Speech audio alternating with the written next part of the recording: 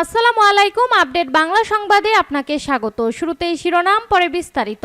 সব হত্যাকাণ্ডের দায় নিয়ে অবিলম্বে সরকারের পদত্যাগ দাবি ফখরুলের। এদিকে এবার বাংলা ব্লকেডের চেয়েও কঠোর কর্মসূচির হুঁশিয়ারি। এছাড়া সরকারকে দ্রুত পদত্যাগের আহ্বান কর্নেল অলির। আরও থাকছে, আন্দোলন মোকাবেলায় মাত্রাতিরিক্ত বল প্রয়োগ, পররাষ্ট্রমন্ত্রীকে 14 দূতাবাসের চিঠি।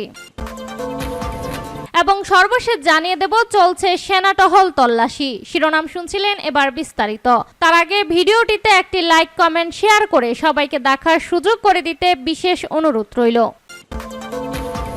সব হত্যাকাণ্ডের দায় নিয়ে অবিলম্বে সরকারের পদত্যাগ দাবি ফখরুলের। কোটা সংস্কার আন্দোলনকে কেন্দ্র করে সংঘটিত হত্যাকাণ্ডের দায় নিয়ে সরকারের পদত্যাগ করার দাবি জানিয়েছে বিএনপির মহাসচিব মির্জা ফখরুল ইসলাম আলমগীর। তিনি বলেন, ছাত্রদের গুলি করে পঙ্গু করে দেওয়ার পর তাদের হাসপাতালে দেখতে যাওয়া ও মায়া কান্না এবং সাহায্য করার কথা বলা জনগণকে প্রতারণা করার আরও একটি নজির। সব হত্যাকাণ্ডের দায় নিয়ে অবিলম্বে পদত্যাগ করে দেশ এবং দেশের মানুষকে অভিশাপ থেকে মুক্তি দিন। কোটা আন্দোলনকে কেন্দ্র করে বিএনপি, গণ অধিকার পরিষদ সহ অন্যান্য রাজনৈতিক দলের নেতাকর্মী এবং সাংবাদিকদের গ্রেপ্তার, রিমান্ডের নিন্দাও জানিয়েছেন তিনি। বিএনপির নেতাকর্মীদের গ্রেপ্তারের তথ্য তুলে ধরে ফখরুল বলেন, এখন পর্যন্ত প্রায় 35 জন জাতীয় নেতা ও অসংখ্য নেতাকর্মীকে গ্রেপ্তার করে কারান্তরীণ করা হয়েছে। গতকাল যুগ্ম মহাসচিব খায়রুল কবির খোকনের বাসায় তল্লাশি করে তাকে না পেয়ে তার ভাইরা শ্যালক ও শ্যালকের ছেলেকে গ্রেপ্তার করে নিয়ে গেছে। বিএনপির মহাসচিব বলেন, তত্ত্বাবধায়ক সরকার বাতিল, সেনাবাহিনীর 57 জন চৌকস অফিসারকে হত্যার ঘটনা,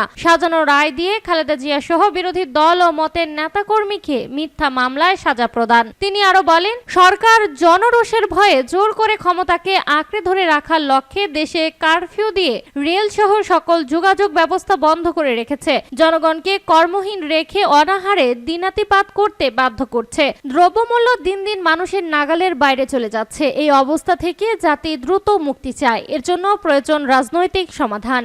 এবার বাংলা ব্লকেডের চেয়েও কঠোর কর্মসূচির হুঁশিয়ারি। আটক শিক্ষার্থীদের 24 ঘন্টার মধ্যে মুক্তি সহ 3টি দাবি মেনে না নেওয়া হলে সোমবার 29 জুলাই থেকে বাংলা ব্লকেডের চেয়েও কঠোর কর্মসূচির হুঁশিয়ারি দিয়েছে বৈষম্য বিরোধী ছাত্র আন্দোলন। শনিবার 27 জুলাই রাতে অনলাইন প্ল্যাটফর্মের এক সংবাদ সম্মেলনে বৈষম্য বিরোধী ছাত্র আন্দোলনের 3 সমন্বয়ক রিফাত রশিদ, আব্দুল হান্নান মাসুদ ও মাহিন সরকার এই হুঁশিয়ারি দেন। এছাড়া নতুন কর্মসূচি হিসেবে রোববার সারা দেশের দেওয়ালগুলোতে গ্রাফিতি ও দেওয়াল লিখন কর্মসূচি পালন করা হবে বলে জানান তারা। এখন পর্যন্ত ঘটে যাওয়া সব ঘটনার দায় সরকারকেই নিতে হবে উল্লেখ করে সংবাদ সম্মেলনে আন্তর্জাতিক তদন্তের দাবি জানান আব্দুল্লাহ হান্নান মাসুদ। এরই মধ্যে 3,500-এর বেশি শিক্ষার্থীকে আটক করা হয়েছে দাবি করে তিনি বলেন, কয়েকজন সমন্বয়ককে চিকিৎসারত অবস্থায় তুলে নিয়ে নির্যাতন চালানো হচ্ছে। মাসুদ বলেন, আমরা 3টি বিষয় স্পষ্ট করছি। এর আগে 2018 সালে কোটা বাতিলের প্রজ্ঞাপন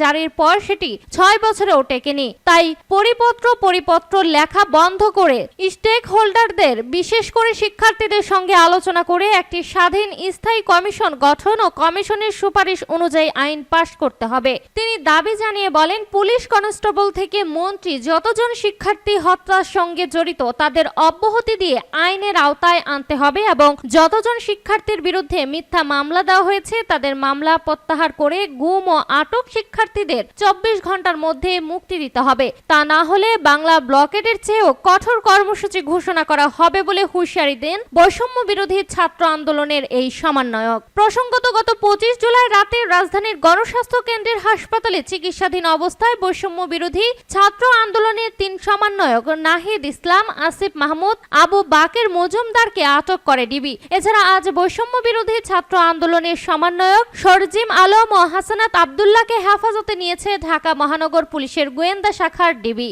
এর আগে ডাকসুর সাবেক সমাজসেবা সম্পাদক আক্তার হোসেনকে ঢাকা বিশ্ববিদ্যালয়ের টিএসসি এলাকা থেকে গ্রেপ্তার করা হয়। এছাড়া আন্দোলনের সাথে জড়িত শিক্ষার্থীদের বিভিন্ন মামলায় গ্রেপ্তার করেছে পুলিশ ও ডিবি।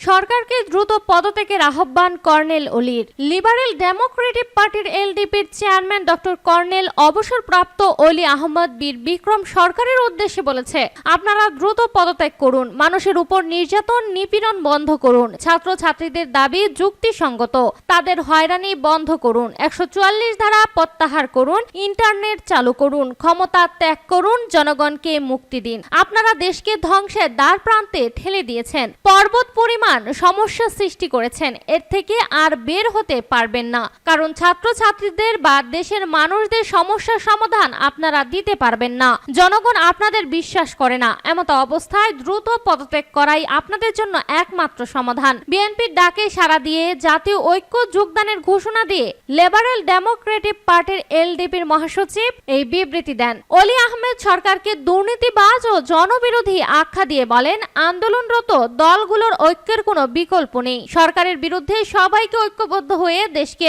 সঠিক পথে পরিচালনা করা এবং দুর্নীতিমুক্ত সমাজ কায়েম করার পদক্ষেপ নিতে হবে। দেশের এই ক্লান্তি লগ্নে বিএনপির পক্ষ থেকে যে ঐক্যের ডাক দেওয়া হয়েছে সেই পদক্ষেপকে আমরা সমর্থন করি এবং সাধুবাদ জানাই। আমরা এই ঐক্যবদ্ধ আন্দোলনে সামিল থাকার ঘোষণা প্রদান করছি। আন্দোলন মোকাবেলায় মাত্রাতিরিক্ত বল প্রয়োগ, পররাষ্ট্রমন্ত্রীকে 14 দূতাবাসের চিঠি।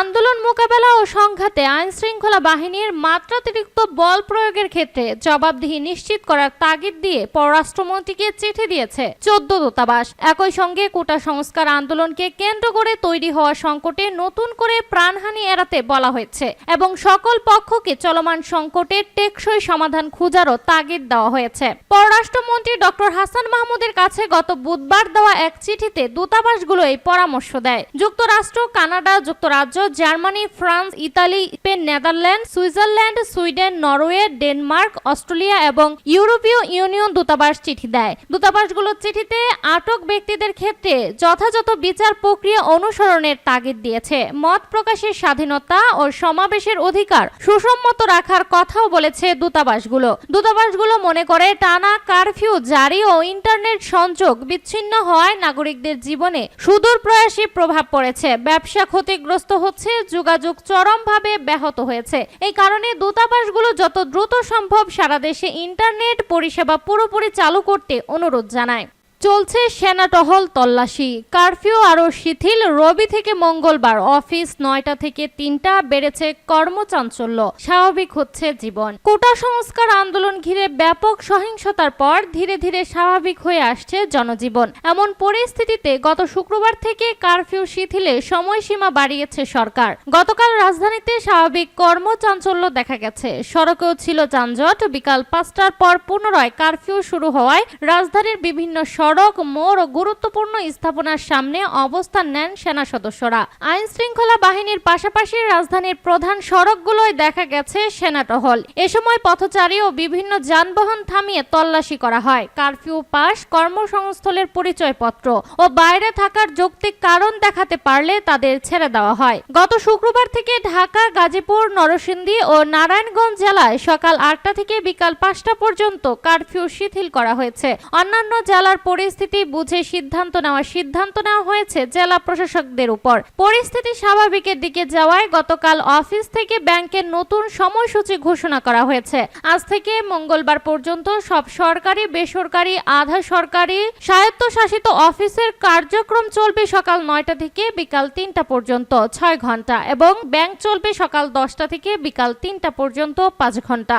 অফিস চলবে 9টা থেকে 3টা। 3 দিনের জন্য দেশের সব সরকারি, বেসরকারি, আধা সরকারি, স্বায়ত্তশাসিত অফিসের নতুন সময়সূচি ঠিক করেছে সরকার। আজ রবিবার থেকে আগামী মঙ্গলবার পর্যন্ত সকাল 9টা থেকে বিকাল 3টা পর্যন্ত অফিস চলবে বলে জানিয়েছে জনপ্রশাসন মন্ত্রণালয়। দেশের পরিস্থিতি স্বাভাবিক হতে শুরু করায় চলমান কারফিউ সময়সীমা শিথিলের সময়ও বাড়াচ্ছে সরকার। একই সঙ্গে সরকারি, বেসরকারি অফিসের সময়ও বাড়ানো হচ্ছে।